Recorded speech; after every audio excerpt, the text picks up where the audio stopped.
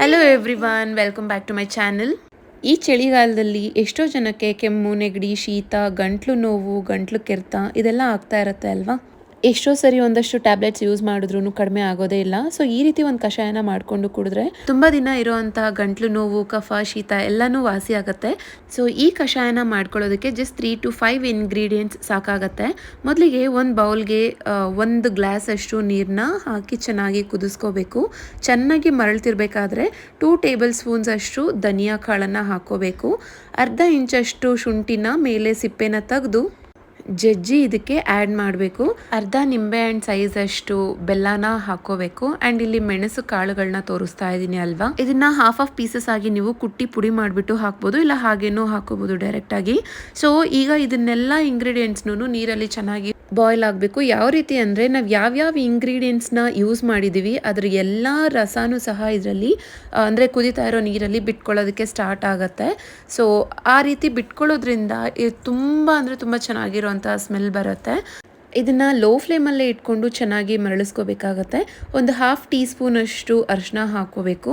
And ತುಳಸಿ ನೀವು ಬೇಕಾದರೆ ಜಾಸ್ತಿನೇ ಯೂಸ್ ಮಾಡ್ಬೋದು. ನಾನಿಲ್ಲಿ 4 ರಿಂದ 5 ತುಳಸಿ ಎಲೆನ ಹಾಕಿ ಚೆನ್ನಾಗಿ ಕುದಿಸ್ಕೊಂಡಿದ್ದೀನಿ.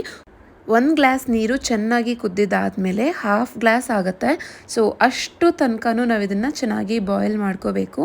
ಇದನ್ನು ಚೆನ್ನಾಗಿ ಬಾಯ್ಲ್ ಮಾಡ್ಕೊಂಡಿದ್ದು ಆದಮೇಲೆ ಹಾಲನ್ನು ಚೆನ್ನಾಗಿ ಕಾಯಿಸಿಟ್ಕೊಂಡಿರಬೇಕು. ಅಂದರೆ ಕಾದಿರೋ ಹಾಲನ್ನು ಇಲ್ಲಿ ಆ್ಯಡ್ ಮಾಡ್ಕೋಬೇಕು.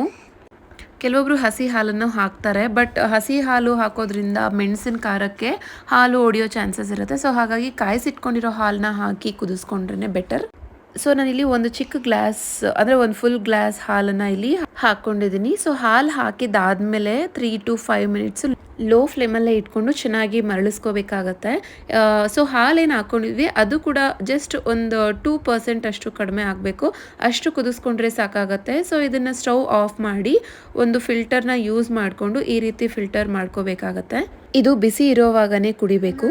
ತಣ್ಣಗೆ ಮಾಡಿಕೊಂಡು ಕುಡಿದ್ರೆ ಇದು ಕುಡಿದು ಯೂಸ್ ಆಗೋದಿಲ್ಲ. ಸೊ ಈ ರೀತಿ ಒಂದು ದಿನದಲ್ಲಿ 2 ಟೈಮ್ಸ್ ಹಾಫ್ ಗ್ಲಾಸ್ ಅಷ್ಟು ಕುಡಿದ್ರೆ ಥ್ರೋಟ್ ಇನ್ಫೆಕ್ಷನ್ ಆಗಲಿ, ಕಡಿತ, ಕೆಮ್ಮು, ನೆಗಡಿ, ಶೀತ ಏನೇ ಇದ್ರೂ ಕೂಡ ವಾಸಿ ಆಗುತ್ತೆ.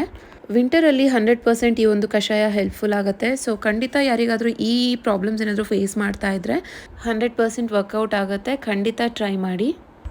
ವಿಡಿಯೋ ಇಷ್ಟ ಆಗಿದ್ರೆ ಲೈಕ್ ಮಾಡಿ, ಕಮೆಂಟ್ ಮಾಡಿ, ಶೇರ್ ಮಾಡಿ ಆ್ಯಂಡ್ ನನ್ನ ಚಾನೆಲ್ನ ಸಬ್ಸ್ಕ್ರೈಬ್ ಮಾಡ್ಕೊಳ್ಳಿ.